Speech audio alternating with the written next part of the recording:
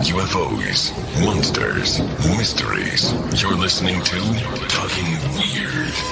And now, from a cabin deep in the Northwoods, your hosts, Dr. Dean Bertram and Jenn Durrell.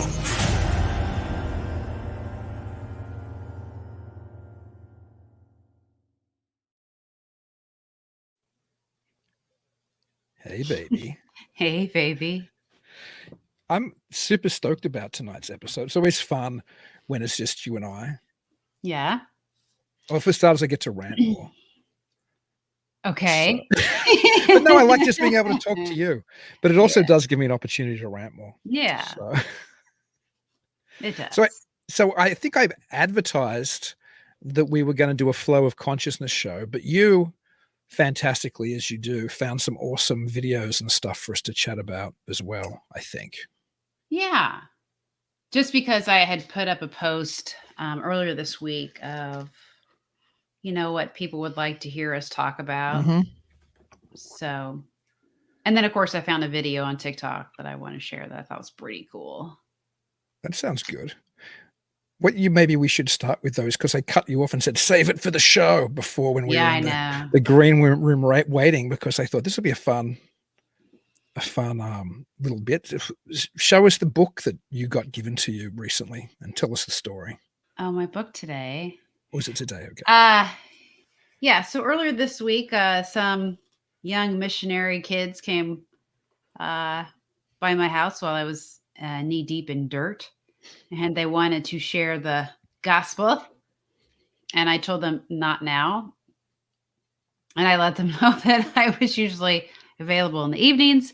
So they came back again today while I was literally gardening again. And they left me this book.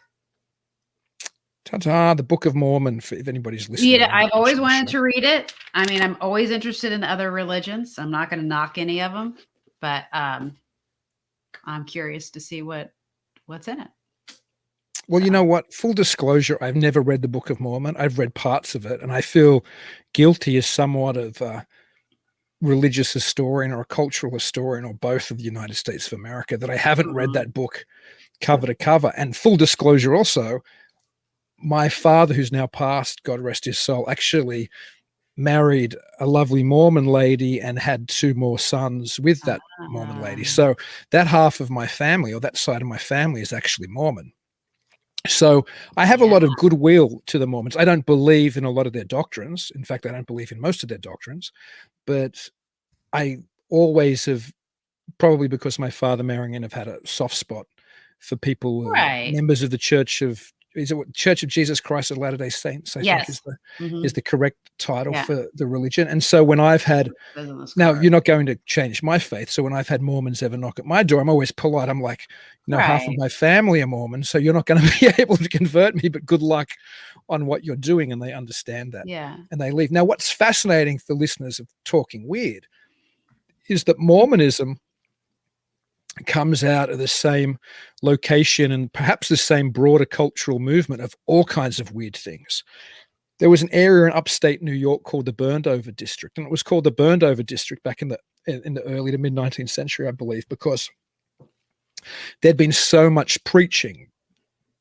Established churches in cities like Boston and cities like New York had been so concerned about what they thought of as, those rural heathens out there, that they sent missionary after missionary after missionary. So there was this expression, I forget the original writer or original historian who coined it, but the area had been burned over with the fires of the Spirit.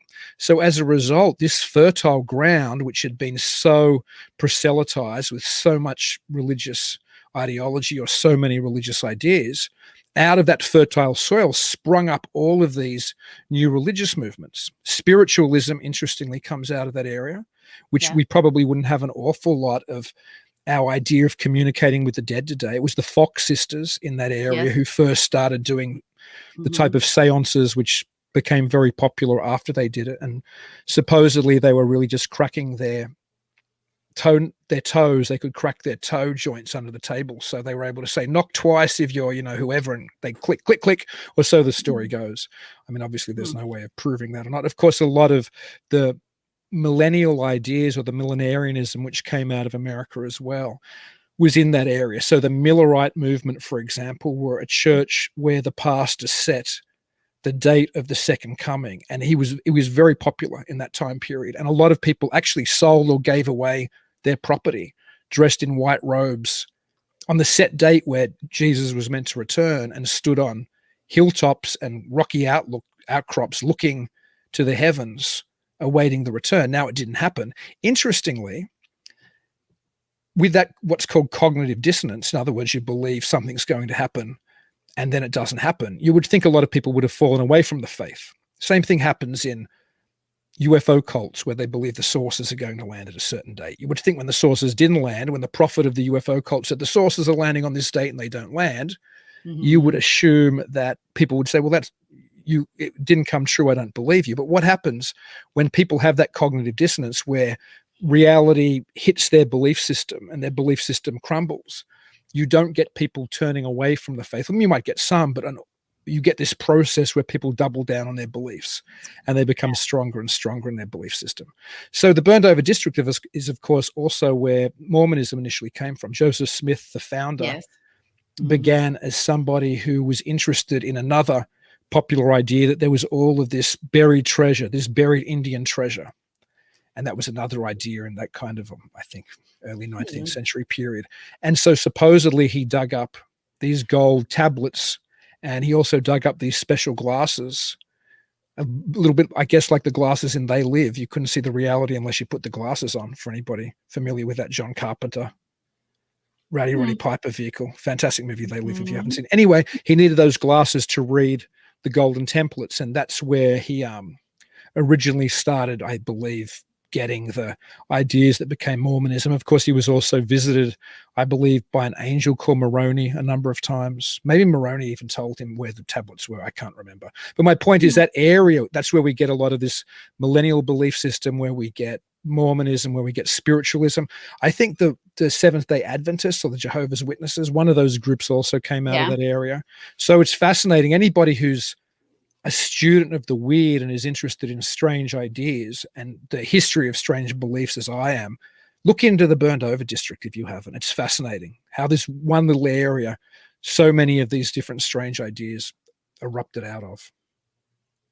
The burn district? The burned over by the fires of the spirit. There's actually, a couple of academic books which are very good.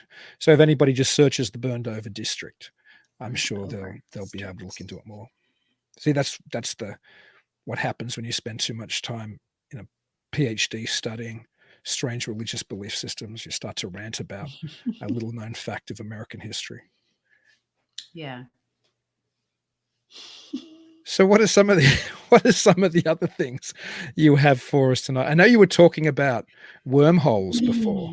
I think somebody maybe was interested in talking about wormholes, or you found a video on Well, wormholes. no, I actually found a video and I thought it was pretty cool. So I was going to share it, and then I thought we'd talk about it after. Sounds good. I haven't seen this, just to qualify. Right. I know. So I'm going to share. Make sure I do it correctly. And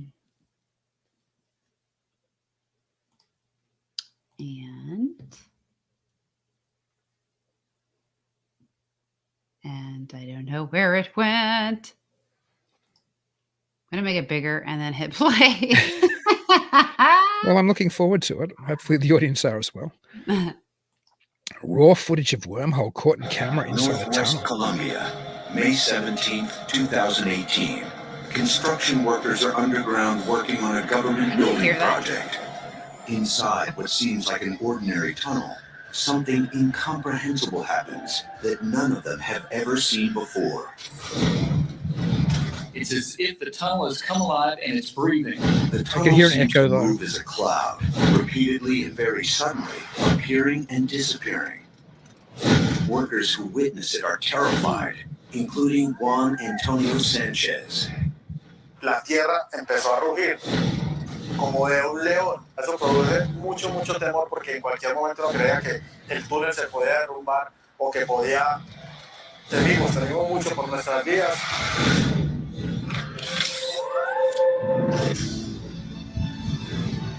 Footage of the weird pulsing energy baffles scientists.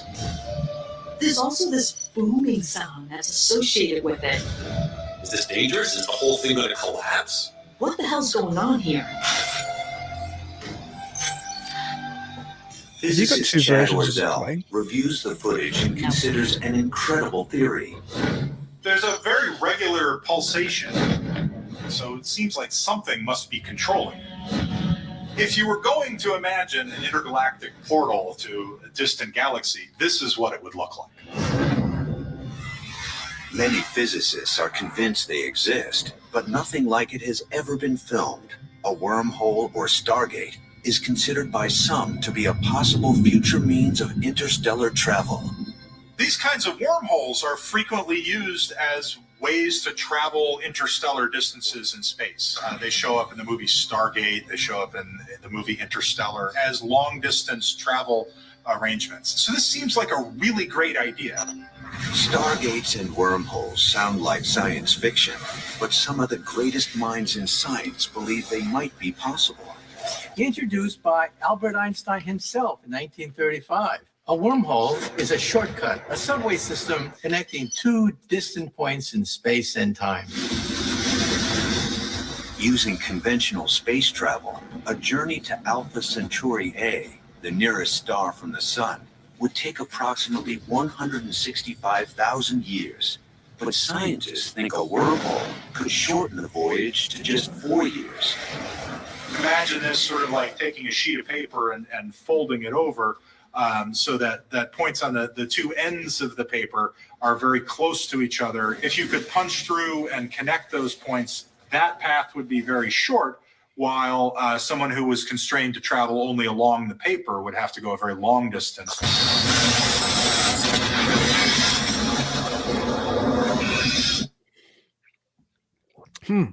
The strangest thing about that video was the unexplained echo. Yeah, it was actually coming through my computer audio, so maybe that's it. Yeah, maybe. But I shared my audio. I don't know. It's strange. Maybe you have to turn down.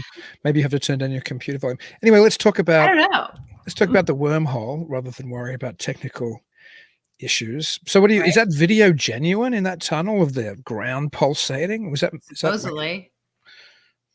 Gosh, I don't know. I mean, I guess it could have been something shaking. I have to play the skeptic always, of course. Like, I'm not sure. I think that certainly there's no possible way we can know whether wormholes exist or don't exist. I do love the analogy of the folded paper, and then if you can, you put a pencil through or something, you can travel from here to there by bending time and space. And it's an analogy that's certainly been used.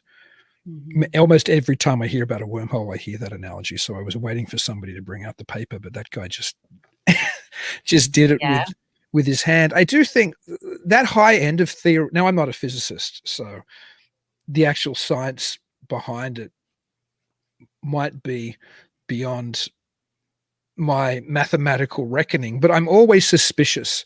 I love it. I love the idea of alternative universes and holographic universes and wormholes and all of these things, but it's almost like some of that cutting edge quantum physics that talks about M theory and quantum theory and wormholes and holographic universes, all of which I find very interesting. It's almost just like a science fiction game, though. It's not.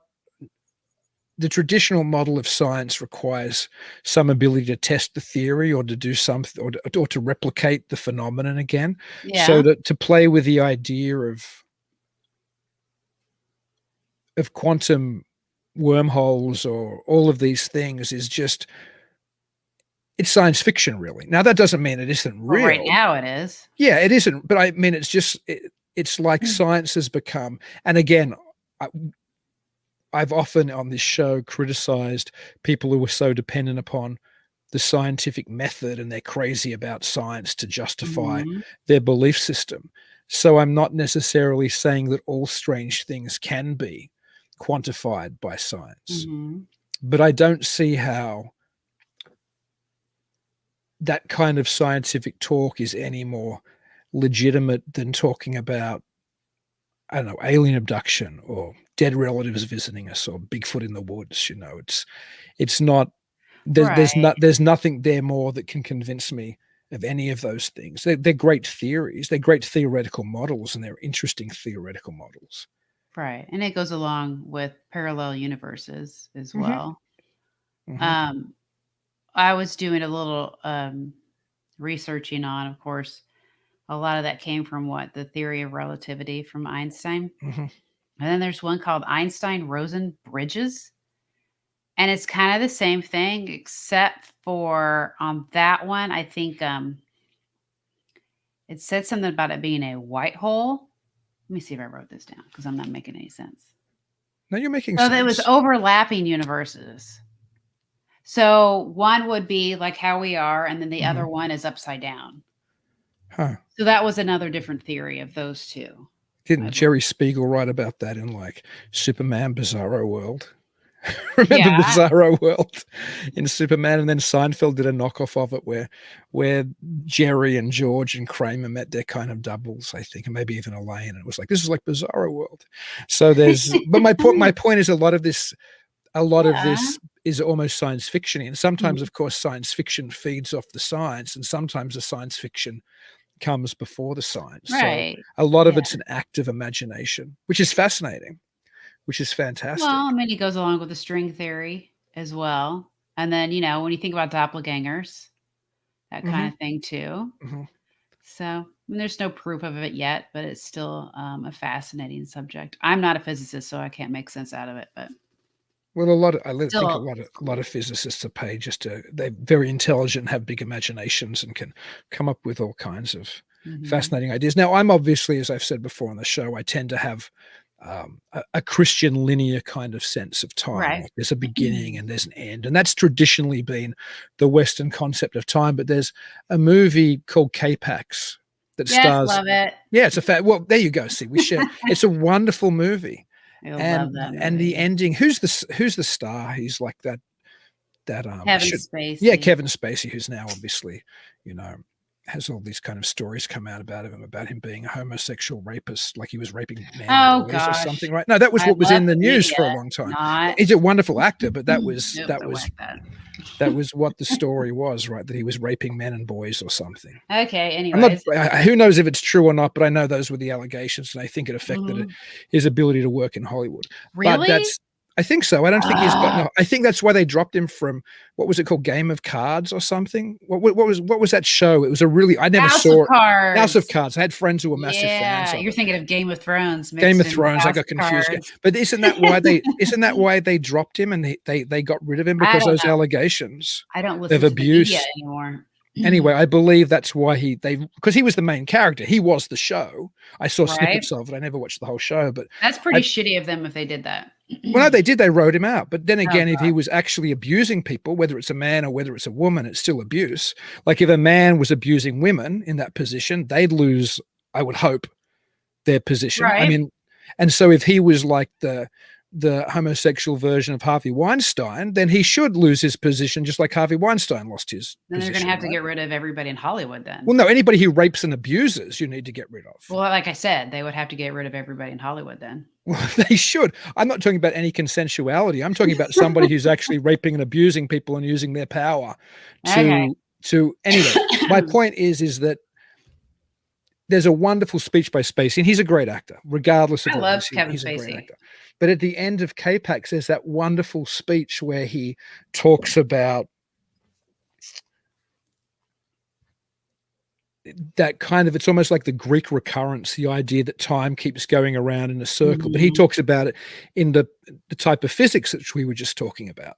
Yeah. So that time expands and contracts and then expands again. So he says, and I think this is kind of like the wormhole. A solid message actually is that you better make sure you make the right decisions in this life. Right. And do the right things in this life, because if that model of physics is true about the expansion of the universe and then its collapse and then its expansion, you'll be doing whatever you do this time again and again and again. So it's like the idea of the Greek recurrence, that time keeps going around in circles. Okay.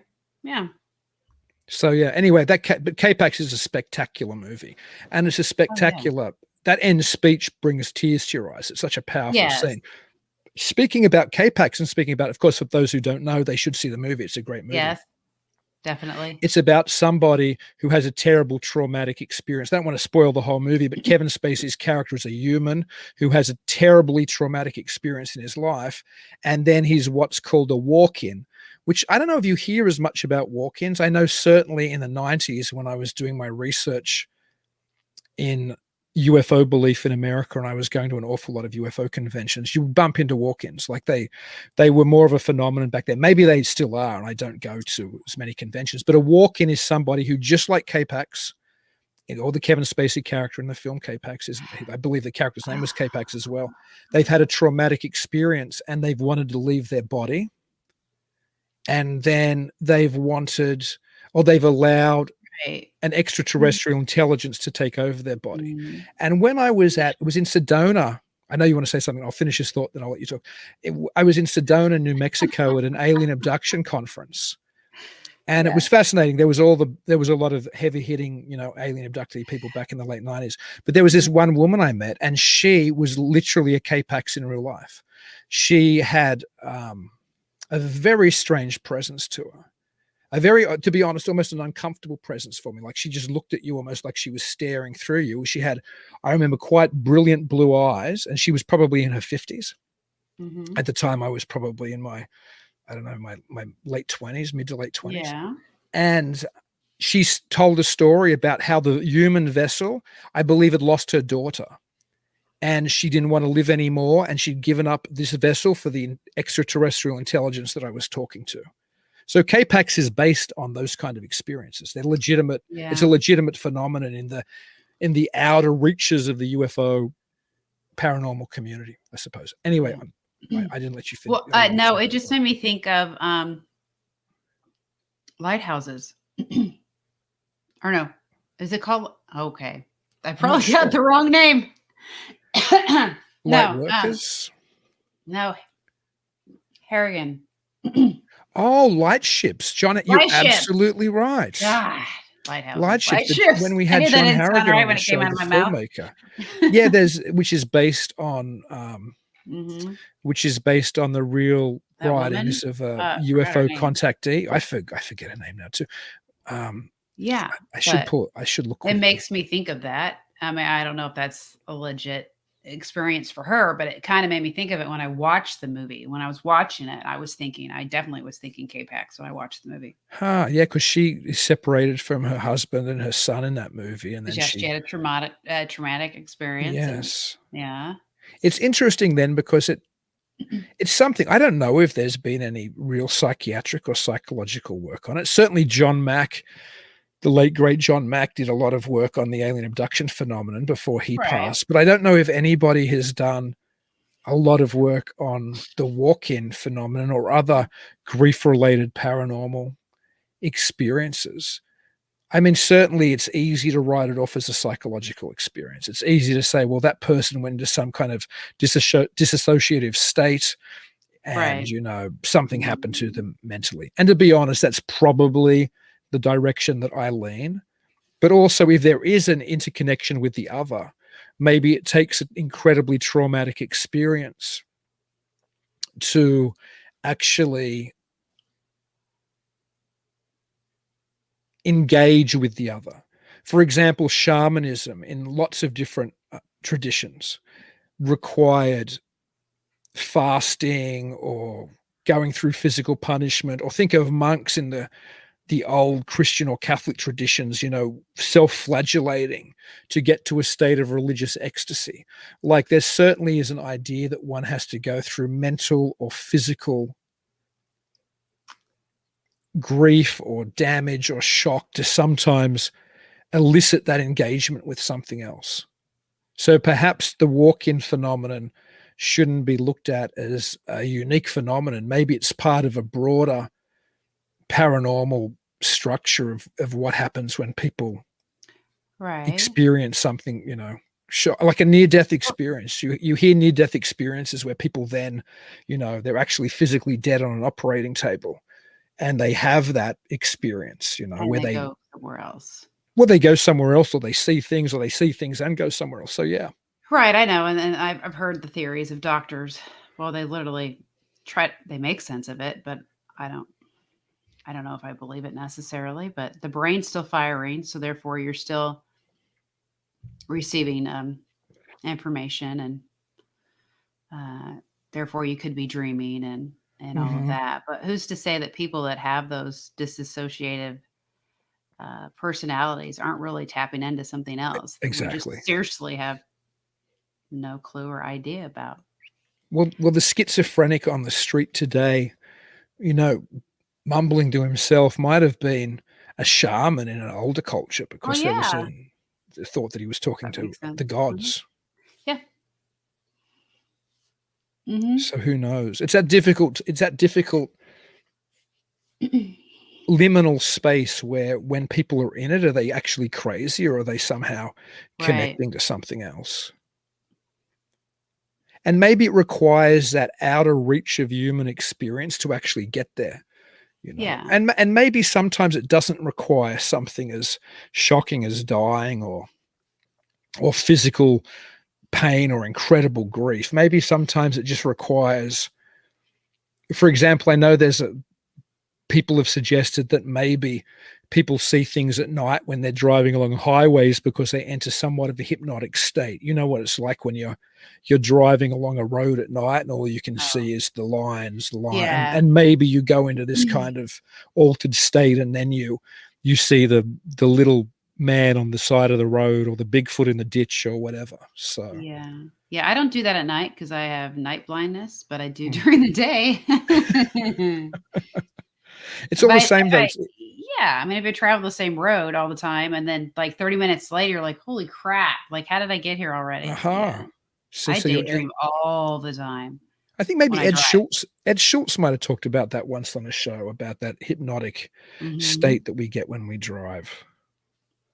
Yeah, it's very true. And you wonder where you actually, like, what is your brain doing in that 30 minutes you can't recall? It's strange. Well, sometimes I do know I'm daydreaming. Like, I'm really, really bad with daydreaming. I mean, I have attention deficit disorder, so it was a problem for me when I was in school. It still is a problem for me now, actually. Really bad. But when I drive is very calming for me. So if I know the area and I'm familiar with it, I'll start daydreaming. But my subconscious mind, or conscious, I don't know, whatever, is completely aware of where I'm going, knows when to turn, when to move. And the other part of my brain's just off in la la land, just thinking of different ideas and scenarios and dreaming of whatever. And then I'll eventually come to, and I'm like, oh, how did I get here? Well, even think of bedroom visitations, like Yeah. people seeing aliens or dark figures, or as I did when I was a child, I'd see black dogs in my room, and I'd think there were aliens at my window. I literally did.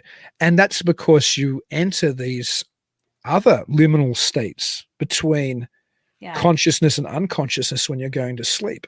And so things like the night terrors, where you have that feeling of, I've never had it, but the feeling of pressure on your chest, which is quite common, and a sense of dread, that normally happens, I believe, when you're going in or when you're coming out. Yeah, when you're stuck in between, right when yeah, you're it's that is it hypnagogic state or hypnoponic yeah, state? you're Or like in hypnopopic state, between. yeah. I think you're in between the REM and the wake. Mm-hmm. And so that's where you're supposed to be completely paralyzed, at least because that's what I've read about, sleep paralysis. You're stuck in between. And that's why they say that you can't move. And interestingly, in those altered states, people try to replicate them sometimes with substance abuse or with drug use. I shouldn't say substance abuse, because people aren't trying to abuse it. They're trying to actually find some spiritual truth. What's the drug? Is it ayahuasca or something it's called? I've talked to somebody who've done it back in Sydney, Australia. He was telling me, I think he'd gone to Central America or wherever you can do it. It's what the film Altered States, the incredible Ken Russell film from the early 80s, is based upon, that you can go and you can take this I think it's some kind of mushroom. Actually, maybe it's a root and something else. It's some kind of plant. I was going to say mushroom. I don't think it's a mushroom. I think it's another plant. I think maybe it's called the root and the vine. One way of doing I've it or heard of something. something there's out of a root that's supposed to be really. Yeah, and supposedly you have. Supposedly there's a collective experience from taking this drug. Like if you take it and I take it and somebody on the other side of the world, it doesn't matter who takes it. Supposedly there's a very similar process, which is of course is interesting. And I'm not talking about the same process like if you drink too much alcohol or I drink too much alcohol, the room spins and we feel sick. I'm talking about an hallucinogenic experience, or maybe the opening of the third eye, or, the access to another reality. I'm sure some of these people would describe it. But I think you see serpents and you see, various things happen. A similar experience supposedly is achieved by taking DMT. He's passed now. He was a famous proponent, perhaps activist of taking that drug. What's his name? It's not Timothy Leary's coming to mind, but it wasn't Timothy Leary. He was LSD. This is Terence McKenna, I believe, was talking about how, and he's gone now, but I think he was on Art Bell. He was on a bunch of shows and he wrote books and things about it back in the 90s. I think it was quite a popular idea, is that when you took DMT, I believe, you could see the clockwork elves, and everybody who supposedly, or a lot of people who took this drug would have the same experience, much like on ayahuasca, you'd have a similar experience with other people who took it. You'd see these little men who essentially, or so this is the way it was spun, were very much like gray extraterrestrials. Oh, okay. Gotcha. So it's like the idea you could induce this contact with that kind of the other by taking this drug. And it was something that was talked about a lot back in the 90s. Oh, somebody, Shane. Oh, thank you, Shane. Ayahuasca, there you go. So he looked it up for you. He did a great job, and I'll read it for anybody who might be listening. Ayahuasca is a South American pan-Amazonian psychoactive brew used both socially and as ceremonial spiritual medicine among the indigenous peoples of the Amazon basin. It is a psychedelic and entheogenic brew commonly made out of I need my readers, Banisteriopsis capivine and the Psychotris verdus shrub or substitute, and possibly other ingredients, although a chemically similar preparation, sometimes called pharmahuska, can be prepared using, and then it has dimethyltryptamine. So thank you for that. I love Joe's comment. Screw that. God bless you, Joe Fox. Screw that. My world is bad enough. It is a crazy world we live in. But I appreciate that being shared, because I think that's why it's called the root and the vine. I think they combine two different plants. I spoke to somebody, I still remember it very clearly. It was a New Year's in Australia, and I went to a very good friend's house he had this beautiful apartment that overlooked Sydney Harbour. And so you would have this like almost kingly position when they do the fireworks in Sydney, where you'd be looking directly at the Harbour Bridge and the Opera House with the fireworks behind it. And it was a fantastic party and a fantastic night. And I actually got to talk to somebody. I think it was around the time I was finishing my PhD. I got to talk to somebody who'd been there and had actually used the ayahuasca drug and had used the vine and the root, or the root and the vine, and was describing it to me quite intricately. And I was like, wow. I've never been somebody who's been into any kind of drugs or substance abuse, but it's fascinating to think that there's something that you can take and have this strange communal, collective unconsciousness, ritualistic experience where you all kind of see the same thing. Just fascinating. Yeah, there's a show, and all of a sudden I'm like brain farting right now about the guy, and he's one of my favorite. Destination Truth, or hold up. Let me get his name, and I know his name, but why did I lose his name? Of course, it's not going to pop it up. Josh Gates. Okay, Josh Gates. Love Josh Gates. Anyways, he went over there and he took that drug, I think. Huh. All recorded. It's all on his show. It's either Destination Truth. He's got two of them. But it's recorded, and he took it. And then you could see him struggling with it. It really bothered him. And he talks about it afterwards. But he wanted to experience it because it was supposed to put him on another level spiritually, but yeah, it was over in Africa, I believe, or in the Congo kind of area. Maybe that was a different drug again, because I think that comes from Central or South America, right there. Is Amazon? Yeah, in the Amazon. So right. maybe it was that area. I don't know. It's been a while since I watched Probably. it, but I was shocked that they actually recorded some of that and put it on TV. Altered States is a wonderful film which deals with it as well. And it never says in the credits, but I later read an August Derleth, an H.P. Lovecraft book. Now, a lot of that August Derleth, H.P. Lovecraft stuff was August Derleth almost just writing it, I think. For those who don't know, obviously, H.P. Lovecraft, most people know who he is. He wrote Call of Cthulhu and Reanimator and Dunwich Horror and Case of Charles Dexter Ward, etc., etc. Arguably the greatest horror writer of the 20th century, maybe ever. But August Derleth, who's actually from Wisconsin, he lived in Sauk City, which is to the south of me here. He was the person who almost saved Lovecraft from oblivion. After Lovecraft died, and he'd only ever been published in Weird Tales and other pulps, Derleth collected a lot of his works. And Shane Edwards just said William Hurt is a great actor. He is, and he's fantastic in Altered States. It's so great. Anyway, I believe it was I can't remember the title. I believe it was an August Derleth book, maybe written with H.P. Lovecraft, but certainly by August Derleth, which had it was written long before Altered States, but it was about somebody doing something to transform themselves into their primal self. And of course, that's what Altered States, without too many spoilers, when William Hurt's character is able to take this drug and experience these kind of alternative spiritual realities, he also metamorphoses into, I suppose, a pre-human hominid. And then he perhaps advances to something post-human as well. But it's a spectacular movie. I mean, Ken Russell's an amazing director. There was a lot of his films growing up which were very influential on me. Gothic is another amazing Ken Russell film. Lair of the White Worm is a quirky, funny, sexy, weird horror comedy originally written by Bram Stoker. And I think Ken Russell's version is better than the book which I've read. Oh, Shane's eating a goat. There you go.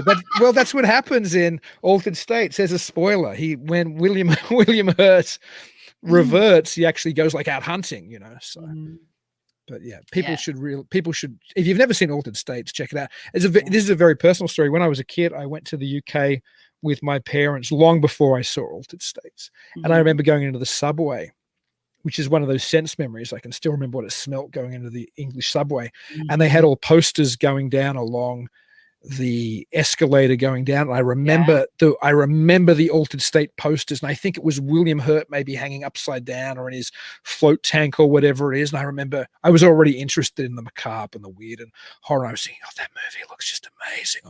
What's that about? And then I probably didn't get to see it for another few years, so I got a copy on Betamax or VHS or whatever. We had a Betamax, so it might have been Betamax I first saw it on. Yeah. I've seen it, but I need to watch it again because I literally don't remember majority of it. Oh, it's spectacular. Just an incredible movie. Yeah.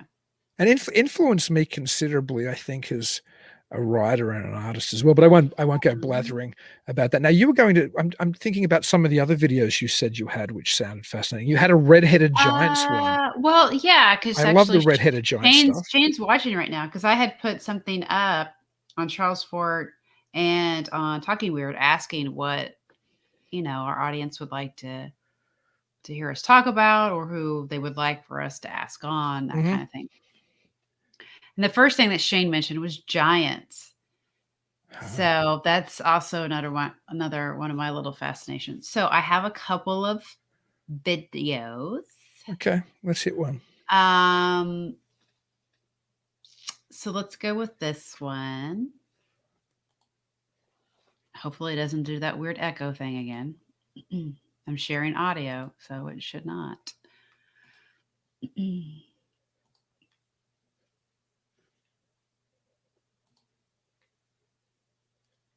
Let's get this big. Oh, let's move it back. Obviously, I was watching it. Life on Earth Seeded from Mars? Could we, in fact, be Martians? There's an echo still. Ancient astronaut theorists say yes, and suggest that this seeding of Earth may even have been a directed effort orchestrated by human-like beings that existed on the Red Planet. And they claim these extraterrestrial ancestors can be found in the apocryphal texts of the Hebrew Bible, represented as the fallen angels. We know from ancient legend of the books of Enoch that there was a group of angels who descended to earth in violation of divine law. They introduced to humanity ways, means, knowledge, which we would understand today as science and technology. These angels were in human form. They were called in Hebrew Ishim, which means men. They looked just like us. The fallen angels were giants. They were at least 10 feet tall, very striking to look at, enormous eyes, and no wings. For over 100 years, mythologists have been contemplating this idea that the fallen angels came from Mars to Earth. Even Dante described this in the Paradiso. He called this the 5th level of heaven. Is it possible that the fallen angels came to Earth from Mars? Could we reinterpret the story of fallen angels as beings not from heaven, but from Mars? Based on examination of the astronauts living in the International Space Station, scientists have speculated on what physiological changes might be seen in future generations of humans born on Mars. And ancient astronaut theorists suggest the resemblance to the description of fallen angels may be uncanny. One of the most amazing things about the human body is its ability to adapt. And if you look at astronauts who go into space, they actually grow about 2 or 3 inches. And when you have a human that's born on Mars, what's going to happen is the environment will change the structure of the human body. And what you're going to see in a few generations is humans that are taller and skinnier because the gravity on Mars is less than that of Earth. If humans evolved long enough on the planet Mars, they could grow to be taller, they'd have the bigger heads, they'd have the spindly limbs, they might actually grow slightly larger eyes that were equipped to see better in the dark because you simply have less sunlight on Mars than you do on the Earth because it's farther away from the sun. They could also end up looking like representations of angels and various other godlike beings that we've read about in the Bible and other ancient documents. These attributes to somebody from a low gravity planet like Mars or being in space for a long time may well be the attributes that we see of the fallen angels, being very tall and spindly and perhaps pale and with large eyes. Something that we might expect to be coming from another planet like Mars.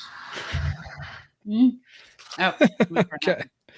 Oh, so much to talk about. Okay, so before I start ranting, you tell me your thoughts.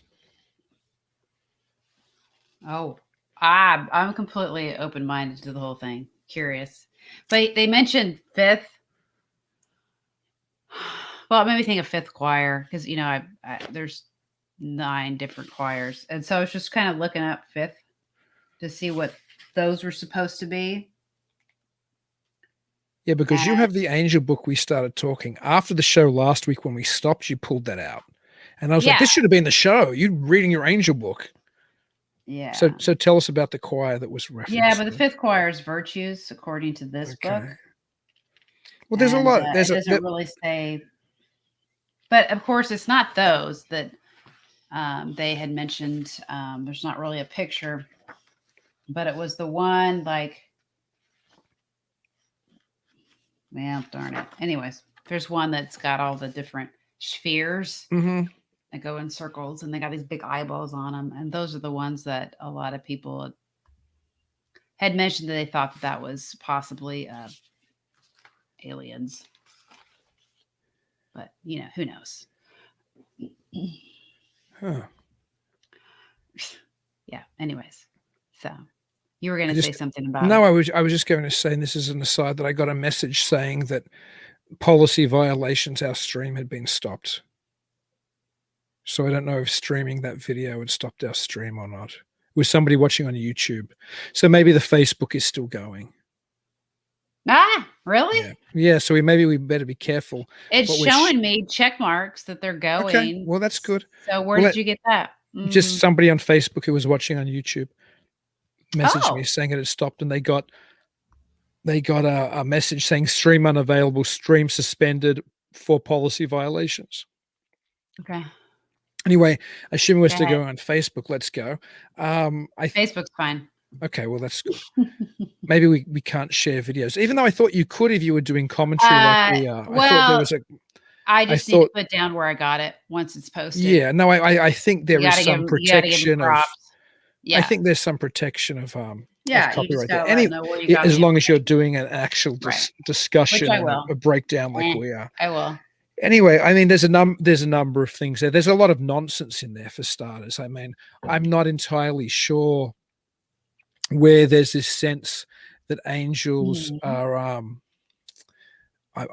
where angels are actually giants. Now, certainly, there's an understanding, perhaps, that the offspring were giants. I think, obviously, and I'll read it very quickly because Genesis 6 is where this comes from before we even look at Enoch or other apocryphal books. And in Genesis 6:4, it says, there were giants in the earth in those days and also after that, when the sons of God came in unto the daughters of men, and they bare children to them, the same became mighty men which were of old, men of renown. And then Genesis 5, which is kind of between the two passages, and God saw that the wickedness of man was great in the earth, and that every imagination of the thoughts of his heart was only evil continually. And 6 of Genesis 6 is normally what's connected to 4, and it hang on, actually it's not 6 of 6, it's the idea that there was I suppose it's actually probably just 4, really, that the giants were born of that union, because certainly in biblical stories there's plenty of angels that just seem to be human in stature and height. Sodom and Gomorrah, the angels who go and visit Lot, just seem like normal men, for example. But certainly it seems like the offspring of the fallen angels, or as this video would say, the Martians, were very tall. And in fact, the David and Goliath story that everybody knows, Goliath is an example of that offspring. The Philistines were meant to be an offspring, as far as I think my Bible history recalls, of the people who'd been interfered with by the fallen angels. So, and I'm always reluctant when, and this is one of the things, as much as Eric von Daniken, who first popularized ancient astronaut theory, although it certainly appeared before in a number of books, in the famous George Adamski first book, Flying Saucers Have Landed. George Adamski, the contactee in the 1950s who supposedly met with people from Venus, was half of that book. The second half of that book was written by Desmond Leslie, who was, I believe, even a lord from England or the UK, and he wrote a proto-George Adamski type book of the history of what seems to be interactions with aliens, with people going back to biblical days and ancient India and other things. But Eric von Daniken certainly popularized it. But I'm always resistant or reluctant to assume that we're correct just because we live in the space age now, or the post-space age almost. I mean, I'm not sure how much we're doing in space really these days. I suppose there's all private things, but the great space races and great space age was probably from the late 60s onwards, which is ironically exactly the same time that Eric von Daniken's thesis, Chariots of the Gods, and his idea that the gods and creatures and great weird stories of the past are actually extraterrestrial was popularized. It fit the cultural moment. So I'm reluctant to look at ancient myths, and because it sets so we have a warning that there's no sound now. Okay. Well, the thing is I've checked. It's our channel that is interrupted. It is showing on I Want to Believe still. Okay. Well, let's keep talking then. That's interesting. So my point is I'm very reluctant. So people can go to I Want to Believe. If you go to that chat, no, they can't hear me. I don't know if you can put a message up and say, go to I Want to Believe. Maybe that would be a good idea if you can put that on screen. But my point is I'm very reluctant to do the cultural,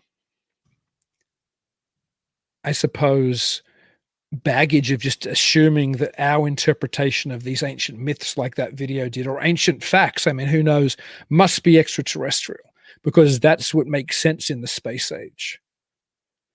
It doesn't necessarily make it any more believable to me just because we can try to paint it with a modern brush that those ancient stories were actually extraterrestrial. Oh, darn it. Were actually extra. It didn't come up, so I don't know if you can put it up again. I know. I got to put it for about a second. It went to Talking Weird. No. Or I mean, like Facebook. Okay. My brain works. That's all right. But anyway, my point is I'm very reluctant to just go, oh, well, yeah, let's jump on the latest cultural bandwagon. All those strange things from the past and tales of non-human beings interacting with us. Well, we're smarter now than they were. It must have been extraterrestrials.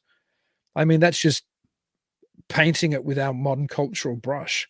I don't think extraterrestrials from Mars makes any more automatic sense than that it was some divine or fallen angel interacting with us. It's just that it seems to appeal more to a modern listener. That's all. Yeah. I can't see the message, by the way. So, can you put it on screen? On screen. Yeah, just to tell people. There you go. Perfect. Just leave it there while we keep chatting. Okay. We'll give people. Well, we're getting close to the end of the show anyway. Now we're 51 minutes in, so let's not play any more videos because we don't want any more. Well, I was going to just do one more that has to do with what you're just talking about. Yeah, but maybe that'll just close it down our other broadcast as well. Tell me the gist of the video. We've done it instead. Before. I know we have. Before. Maybe let's not tempt. You can if you want to. Sure, fire it. And then I just add the links afterwards, okay. So they've got let's their. Go. I don't know. You're the boss, baby. Let's go. Okay. Yada yada yada yada. And of course, I was watching it. I just thought it was neat. Sure, that's right.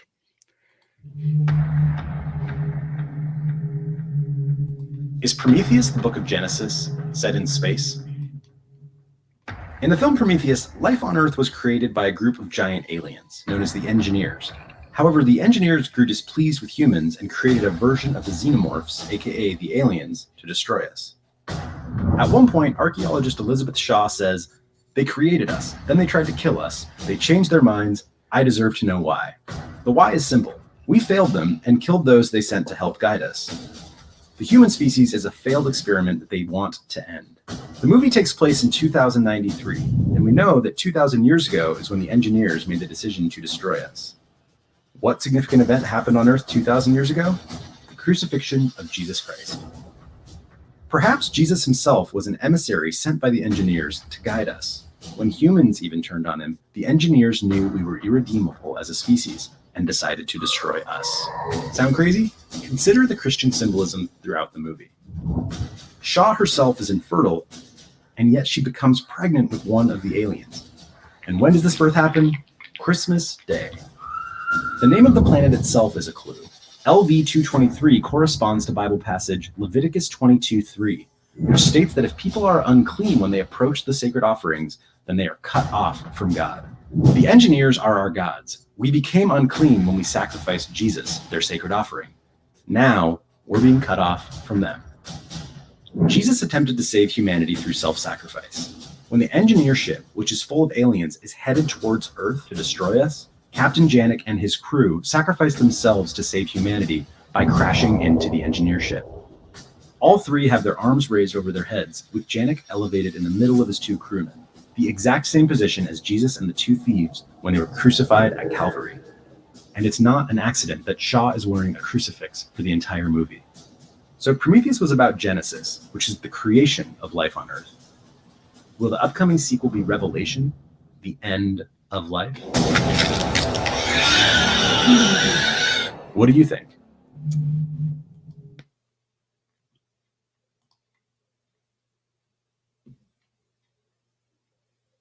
Oh, you're As somebody who writes and is interested in speculative science fiction, I have no doubt that those things were probably incorporated Oh, well, by yeah. the writers of Prometheus. Mhm. That said, I remember when I saw Prometheus, because I was quite excited to go and see it. I saw it at the cinema way back when I was still living in Sydney, Australia. Yeah. And it really is a $5 script. It's really just Eric von Daniken spun into an alien movie. Now, is that extra symbolism, sure, that's great. But it kind of comes back to my earlier point that to try to repaint older, whether it's Christian belief systems or whether it's any older belief system, to repaint it with a modern brush, it's just so obvious. Maybe in 1,000 years' time, if we're all still here, somebody will paint it with another brush. Oh, we really know now there are time travelers from the 28th dimension. So that's really what you know what I mean? Like it could be, there could be a different popular painting of it. So I think I can remember as a child, I went to see the film of Chariots of the Gods with my mother. Or I think I think it was my mother. I know my grandmother, I think I went to see another film with. I think I went with my mother. I remember there was an earlier psychic movie as well or paranormal movie about psychic powers. They ran it as a double feature. And I remember Chariots of the Gods because I was recommending it to you the other day to watch because it's now on Amazon Prime. I'm like, what's Chariots of the Gods? Yeah, it's a potent movie. It's all total nonsense. I mean, I believe it's all total nonsense, but it's a great film. And Eric von Daniken's stuff is certainly interesting. Zachariah Sitchin's stuff certainly interesting, but I think it only is so popular now because, as I said, the space race and post-space race world. Like I believe Eric von Daniken's book came out in 1969. Like it was the same time we were going to the moon. So it fit the mode of the time.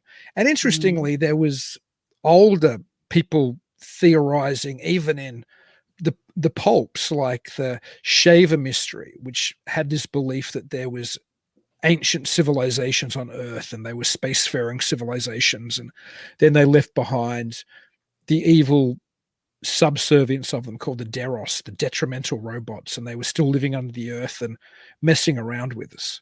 I mean, that was almost proto UFO belief when it came out in was it Amazing Stories? I think it was one of the pulps anyway, which Ray Palmer ran.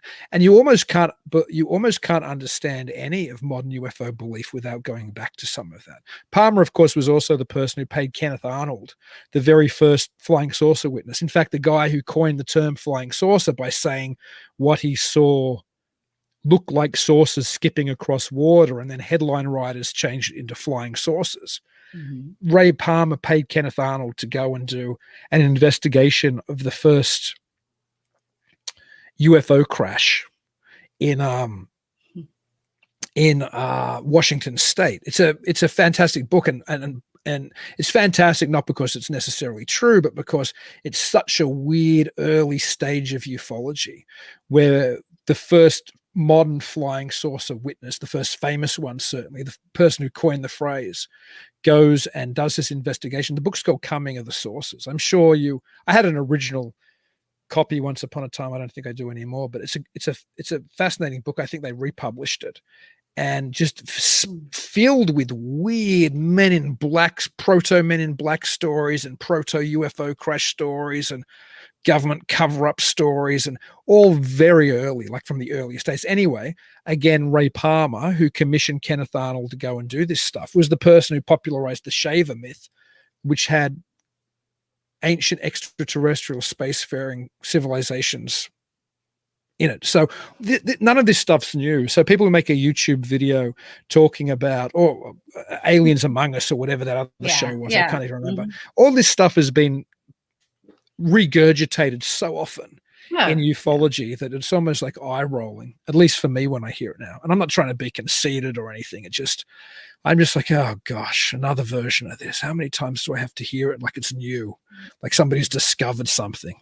So yeah, that's my rant. Yeah. Yeah. Well, not everybody's seen it. No, listen, that's the thing. They wouldn't be making these shows if everybody was already aware of it. I'm sure there are plenty of people who were like, wow, maybe the fallen angels were from Mars. Yeah. Well, I do like the Enoch version, that one video that I posted probably last year. That was pretty fascinating. The Book of Enoch is fascinating. And interestingly, the head fallen angel in that, who I've heard some people say is Satan, I've heard some people say is somebody else. His name is Semjazi or Semyaze or Semyaz, I'm mispronouncing it, who's also the main extraterrestrial entity that supposedly contacted the famous Swiss contactee Billy Meyer. Oh, really? It's the same name. So when I can remember reading the Billy Meyer report, and there's another person who's encountered Semjaze as well. I'm probably mispronouncing it. And I remember when I was doing all of my academic research back in the 90s, into the 2000s, and going, get out, the same name of this thing contacting them is the same name of the main antagonist angel in the Book of Enoch. Like, that's crazy. Now, of course, an ancient astronaut theorist who heard that would say, well, it's the same being from Mars. But I'm like, well, maybe there's a couple of things. Obviously, maybe Billy Meyer, who was into the occult and weird things anyway, had read the Book of Enoch, so just borrowed that name. For sure. Alternatively, maybe the same entity has been fooling around with humanity forever. And maybe, as our good friends on that alien show suggested, they're really people from Mars, or maybe if they really are a fallen angel who just represents itself. Yeah. Who knows? Who knows? Well, like I remember, No, you go. I was just going to tell you about the wormhole that we talked about before. How they've talked about how there's black holes in the ocean. So a lot of the times when you see naval ships or pilots, I should say, will see these so-called UFOs or UAPs either entering the ocean or exiting the ocean. So that kind of makes you wonder whether or not they are actually entering through this so-called black hole. That could be in the ocean. So maybe they're actually coming from that direction. Or maybe, as Ivan Sanderson suggested, I think it was Invisible Residence. I can't remember. It was one of his books. The famous zoologist come Fortean researcher wrote a book about UFOs coming from below the sea, and maybe they were actually underwater dwellers. Maybe they lived beneath the surface of our ocean instead of in outer space. And William Cooper's we should do a whole show on William Cooper. In fact, I tried to get an author of a biography on William Cooper. Oh, yeah. Oh, and we'll have to do that. William Cooper wrote a book called Behold the Pale Horse. Yes. One of the strangest, most paranoid books in the history of publishing. Fascinating book. And interestingly, without Bill Cooper, we talked about the influence of Rick Doty and William Moore on UFO belief. Yeah. William Moore had a massive influence on modern UFO belief as well. Not William Moore, Bill Cooper, because William Moore and Rick Doty, as we said already, did. Bill Cooper had a massive influence on UFO belief. Supposedly, I've heard stories, I think Bill Cooper said them himself, that he was approached by the people who did Dark Skies, the TV show, or one of those kind of X-Files type shows to tell them the true story. But Bill Cooper said all kinds of weird and strange and fascinating things about secret governments and secret societies and the truth behind the JFK assassination, yada, yada, yada. But one of the things he talked about was when he was in the Navy, because he was a veteran, when he was in the Navy, he saw, along with other people on his ship, they saw flying saucers coming out of and going under the waves. So my point is there's also an alternative tradition in modern UFO belief that maybe there's something beneath the surfaces of the world's oceans. Well, don't they say that at Skinwalker Ranch that supposedly there's something underneath the land there? Maybe. That's another. Yeah. And that's another thing. Hollow Earth theory is very popular as well. That goes back to the Shaver mystery, where they were coming from beneath the earth. So there's a long history, which goes back hundreds and hundreds and hundreds of years. I mean, you could argue it goes back to even ancient Greek and Christian ideas, the idea that hell's beneath the earth or Hades is beneath the earth. And certainly there's plenty of traditions where trolls and dragons and all kinds of alternative strange creatures live below the ground. And there's also a belief that the earth's actually hollow. And yes, the ETs come from, well, they're not ETs then, they're under terrestrials, I guess. UTs. Yeah. UT is probably short for ultra terrestrial. We'll have to think of another one. They live in the center of a hollow earth and they come out of the poles. It's an alternative theory, but it's a very popular alternative theory. Yeah. Yeah.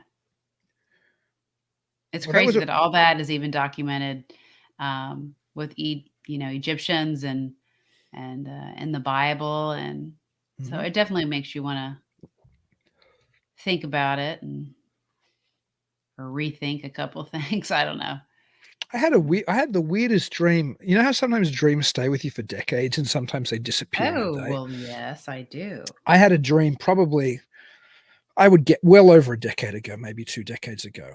And in my dream, there was a farmer plowing. And dreams are so boring to tell other people. They're like people's travel slideshows in the old days, or people showing you the photos of their trip. Who the hell wants to watch it? Who the hell wants to listen to my dream? But I'm going to finish it really quickly. I had a dream that a farmer was plowing his field. And ironically, now I live in farming country. I didn't. Obviously, in Australia, I was a city boy. And he uncovered these weird underground cables, and in my dream it was meant to signify that there was something strange and hidden and buried and interconnecting under the earth. Now I'm sure was probably caused by me reading so many things like the Shaver Mysteries when I was doing my PhD, but it's also probably almost a collective unconscious idea that there's something beneath our feet, and you see that idea coming out again and again, like you were saying, in Egyptian ideas or in Christian ideas or in ancient Greek stories or in the Shaver Mystery or in modern UFO tales about a hollow earth. So maybe sometimes we look to outer space for the mysteries, and sometimes we think they're below us. Oh, wait a second.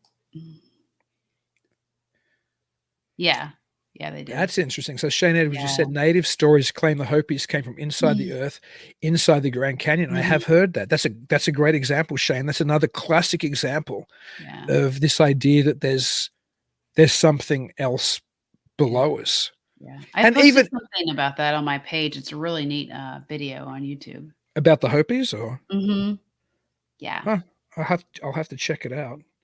And we even see it in the most modern popular manifestation I can think of is Hellier, the idea that there's a cave system underneath Kentucky and elsewhere, and these goblin creatures live underneath it. So it's still popularized today. It is. That and what is that one I was going to talk about? We're not going to go into it because then we'll be here forever. Lovelock Cave. Huh. The red-headed giants that were cannibals. That was a legend with the Native Americans. I've heard of the red-headed giants. Yes. Maybe we can do that the next time. It's just you and me. We can. Save that one for next time. I'll remember to write that down. Well, that was a fun show. Like I said, I always have the most fun when it's just you and me, because I can rant like I did. And thank you, everybody. Thank you, Shane and Joe. And who else commented? You probably remember who else commented. It says Terrence. Okay. Well, thank you, Terrence, too. Thank you, everybody who commented. I'm sorry we dropped out for those of you who had to source us or find us somewhere else. But it was a fun episode. So thank you, baby. Great idea. Yeah. It's fun. And please, everybody listening, keep it weird. Keep it weird. Thank you for joining us tonight. If you're interested in checking out more episodes, you can find us at talkingweird.com. If you haven't already, please like the show on Facebook, Twitter, and Instagram at Talking Weird Podcast. Make sure you never miss an episode by subscribing to Talking Weird. We're available on most podcast platforms and YouTube. And if you do enjoy the show, please leave us a review. Dean and I would really appreciate it. Until then, stay safe and